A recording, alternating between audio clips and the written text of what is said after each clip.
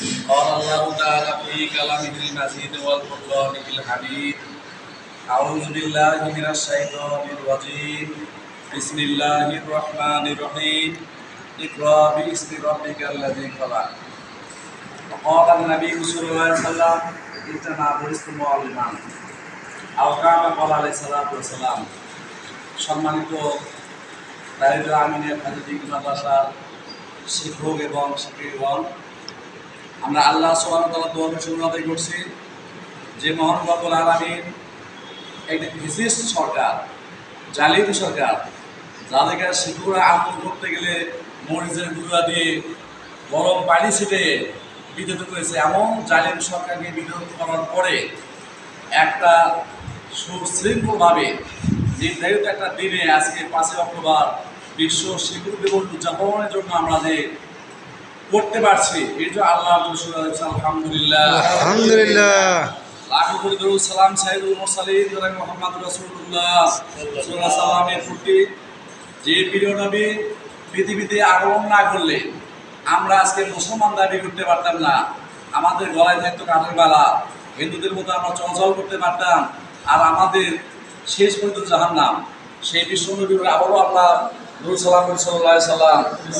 সম্মানিত শিক্ষকগণ, আজকে শিক্ষকদের অবস্থার কথা একেবারেই বলা যায় না।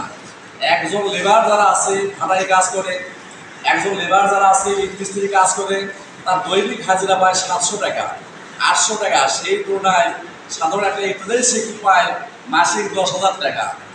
একজন মাধ্যমিক স্তরে সহকারী শিক্ষক পায় 12,000 টাকা। এটা বলার মতো নয়। আসলে ভাইস প্রেসিডেন্ট বলছেন লজ্জার বিষয় আমাদের। তারপরেও আমরা মহান পেশা শিক্ষকতা পেশা, যে পেশা আল্লাহ রাসূল আসছিলেন এই দুনিয়াতে, তিনি নিজেই বলছে ইন্নামা বুইসতু মুআল্লিমান, আমি এই পৃথিবীতে মানুষের জন্য শিক্ষক হিসেবে আসছি। আল্লাহ আমাকে শিক্ষক হিসেবে পাঠিয়ে দিয়েছেন। তার দায়িত্ব ছিল যেমন মানুষকে সুন্দর চরিত্রবান গঠন করা, মানুষকে ইমানদার করা, মানুষকে ভালো মানুষ তৈরি করা, মানুষ জাহান্নাম থেকে ঘুরে নিয়ে এসে জান্নাতের পথে নিয়ে আসা। আমরাও শিক্ষক হিসেবে এই কাজটি করে যাচ্ছি। অসংখ্য মানুষ তাদের সন্তান দিয়ে বলে একে মানুষ করার জন্য মাদ্রাসায় পাঠিয়ে দিলাম। তার মানে সে মানুষ ছিল না, সে মানুষের সন্তান ছিল, আসলে ছিল মানুষেরই সন্তান, কিন্তু তার আচার আচরণ মানুষের মতো নয়, সৎ মানুষের মতো নয়। তাই মাদ্রাসায় দিয়ে আজকে দেখেন স্কুলে যাইতে মাদ্রাসায় আমার ছাত্র সংখ্যা বেশি। কারণ কি, তারা একটাই কথা বলে যে আমার সন্তান জন্য মাদ্রাসায় মানুষের মতো মানুষ হতে পারে, সে আমার মৃত্যুবার যেন দোয়া করতে পারে, মৃত্যুবার জন্য আমাদের জানাজা করতে পারে, এই জন্য সন্তানকে পাঠিয়ে দিয়েছি। তা আমরা আশা করি যে আমাদের শিক্ষক যারা আছেন তারা আমাদের এই মাদ্রাসা অন্য প্রতিষ্ঠানে আমরা তাকাবো না। দায়িত্ব আমিনের ফাজিল ডিগ্রি মাদ্রাসা যারা প্রতিষ্ঠা করছেন, লক্ষ লক্ষ টাকা সম্পদ দিয়ে, জমি দিয়ে, শ্রম দিয়ে, তারা যা আশা করেছিল এখান থেকে ভালো ভালো আলেম তৈরি হবে, এখানে চরিত্রবান ছাত্র তৈরি হবে, আমরা এটা তৈরি করতে পারি, এই আশা ব্যক্ত করছে শিক্ষকদের জন্য আর কি। সে অবশ্যই এটা করতে সাহায্য করবেন। আর সরকারের কাছে আমরা দাবি করছি, বর্তমান যে অন্তর্বর্তীকালীন সরকার আছে তাদের মেয়াদ 2 বছর বা 3 বছর থাকবে, আর হয়তো বেশি থাকবে না।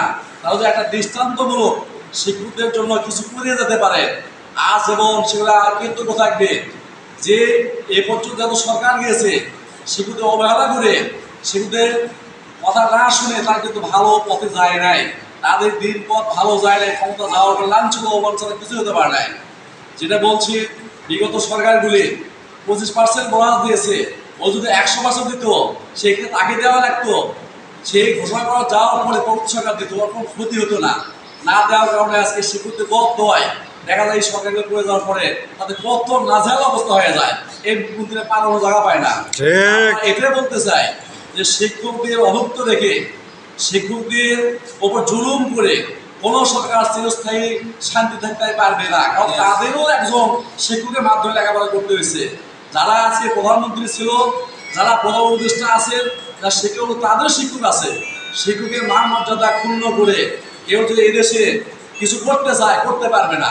কারণ বাদশাহ আলমগীরের সন্তান শিক্ষক পায়ে পানি ঢালতেছিল, আর সে যখন দেখছে তার নিজে হাতে শিক্ষক পা পচলাচ্ছে, পা ধুচ্ছে, সে বলছিল যে এটা কি সম্ভব নয়, শিক্ষকের মান মর্যাদা এত কম না যে তুই খালি পানি দিবে, তুমি হতে পারো আমার সন্তান, তুমি হতে পারো বাচ্চার ছেলে, শিক্ষকের মর্যাদা এত বেশি যে তার পা তুমি পচলা দিলে না কেন। সেই জন্য বলছিলেন কবি, যে আজকে চির উন্নত হলো শির এই কবিতাটা বলছিল, এই ফ্যাসিস্ট হাসিনা শিক্ষিত সমস্ত কথা বন্ধ করে দিয়ে চাইছিল বাংলাদেশে লেখাপড়া তার শিখে সব ছাগল পাগল হবে ছাত্ররা, এরা বিদেশ থেকে রেমিটেন্স পাঠাবে, দেশ চালাবে এরা, আর বিদেশি ফুরফুরা সেখানে দেশে কাজ করে চাকরি করবে তারা। তাই এই সরকার বর্তমান অন্তর্বর্তীকালীন সরকারকে আমরা বলতে চাই, আমাদের যে দাবি দেওয়া ন্যায্য দাবি শিক্ষকদের বেতন স্কেল অন্য দেশের মতো বৃদ্ধি করে দিয়ে চিরস্মরণীয় হয়ে থাকার জন্য আমি আহ্বান করছি। শিক্ষা উপদেষ্টা তাকেও তাদের উপদেশ বলছি, তারা আমাদের ছাত্র সমতুল্য, তারা যেন আমাদের আজকে শিক্ষক দিবসে অবশ্যই শিক্ষকদের জন্য কিছু একটা ব্যবস্থা করে যাবে, এটা আশা করি ইনশাআল্লাহ। এই বলে আমি আমার কথা সংক্ষিপ্ত শেষ করছি। আসসালামু আলাইকুম ওয়া রাহমাতুল্লাহি ওয়া বারাকাতুহু। আসসালামু আলাইকুম। সংক্ষিপ্ত দোয়া।